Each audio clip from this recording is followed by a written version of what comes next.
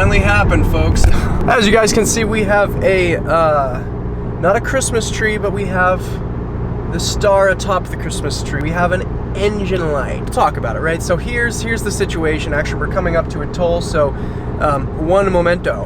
It's very hot in this car. I'll explain why soon, but just a side note, I probably look absolutely disgusting, sweating. I definitely smell. Hello. Hi.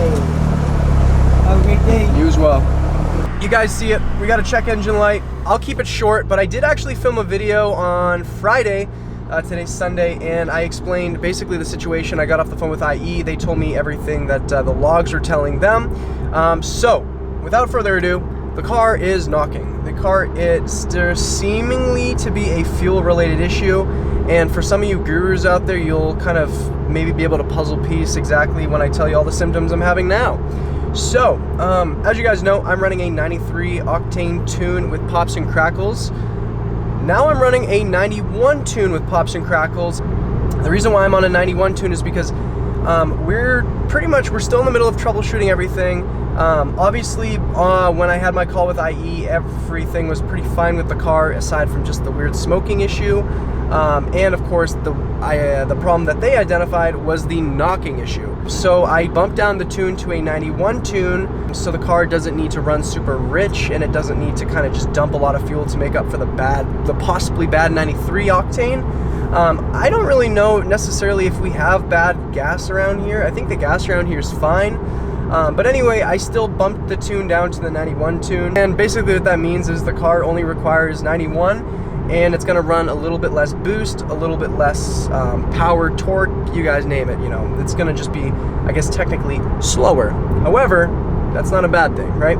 So we'll kind of fast forward into today. Today is Sunday. I'm still on my 91 tune with pops and crackles. Today, the drive was going well. You know, everything was perfectly fine. I decided to take it onto the kank, and I was with my buddy, and we did one pull.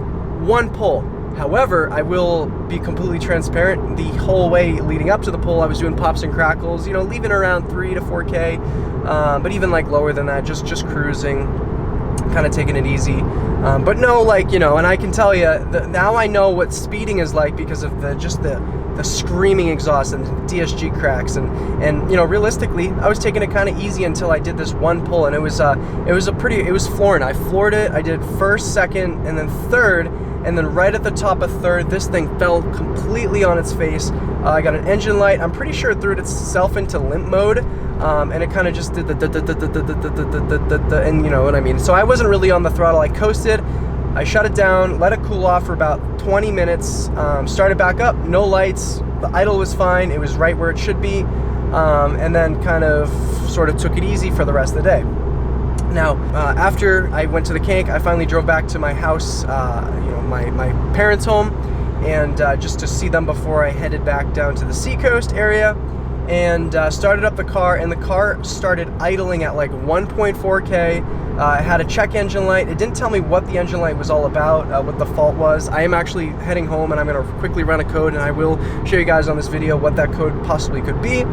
But I haven't been on any boost. I've been taking it super easy. In fact, the reason why I'm so sweaty, and I know I mentioned that before, is just because I've been cranking up the heat just to ventilate the engine bay, and I've had the windows down. So windows are up right now so I can talk to you guys, and you guys can hear me clearly.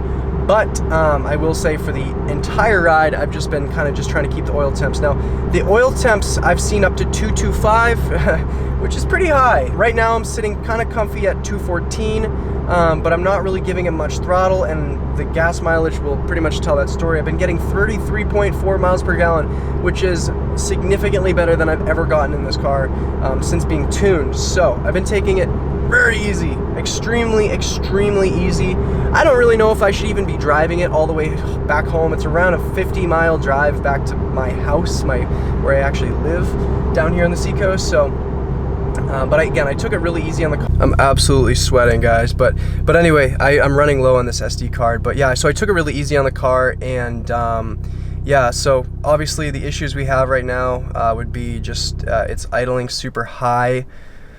High oil temperatures, and just overall, I'm pretty sure loss of power. It seems to be fuel related, so I do believe that that's kind of being a bit of a culprit at this time. And so I think that's where we're getting a little bit of knock, and it explains why it might be revving super high. You know, I don't think it's necessarily the end of the world for this car, but it's just extremely, extremely sketchy. And yes, I am sweating. I've had my window down, letting the engine bay ventilate a little bit, and so far so good. It's keeping my my temperatures down for sure, but oh man, I'm sweating, guys. But yeah, this kind of just keeps happening. It really just feels like I'm just getting the worst possible luck. You know, you guys follow the channel. You know, you kind of pretty much know everything sort of going on my end, and just it's been kind of tough, guys. Just like family situation. Obviously now we have the car, and this car is pretty much like, you know, my hobby, my passion, my everything, and it just seems to be kind of just going completely wrong. What's up, brother? Yeah, you too, bro. But yeah, guys, I mean, as you guys know, this car's just kind of just been my everything, and it's tough to sort of see it in this type of situation. I do take care of my things, and it's just, I don't know, it's just tough, and I know it's gonna be very expensive. So, you know, fingers crossed it's not terrible, but immediately going to Volkswagen. I think I'm gonna knock this down to stock, which I know is not the best thing to do with a downpipe, but you know, maybe I won't get flagged for TD1. I'm gonna get flagged, but regardless, that's just kind of where I'm at. So I'm gonna go home. I'm gonna plug a cable into the car. We're gonna read this engine code, see what the sitch is, what this says. But yeah, fingers crossed. All right, so we are all plugged in. We're reading codes. We got a misfire on cylinder 1, cylinder 4 misfire detected. And then obviously, as I expected, the idle control system RPM is higher than expected. So, a little unusual. Not the best type of codes you want to see.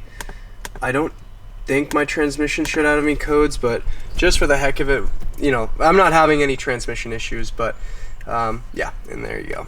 So, again, we'll read those again, and it should be. Yep, consistent. So this is what we're seeing, and yeah. Again, doesn't really tell us too much aside from the fact that there's a misfire, and kind of unusual. I have the you know, fresh spark plugs in there, pulled the plugs, no oil. In fact, I actually even pulled the plug for cylinder 4 in specific, and it looked fine. So very unusual to see that, but that's where we're at right now, which is great. But anyway, let's put her to bed.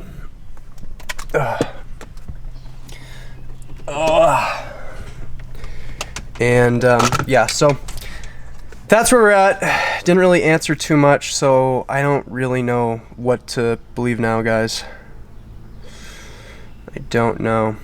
It's not an easy thing to kind of comprehend. I hope it's not terribly expensive, and I hope it's just not the end of the YouTube channel, because if it is, I'm going to be in just a really tough situation. So, yeah, that's where we're at. I hate to end on this note, but yeah, again, I just don't know what to think, and you know, I really just don't know. So, yeah, we're gonna end it there. Again, I appreciate all you guys for all your support, and catch you guys in the next one.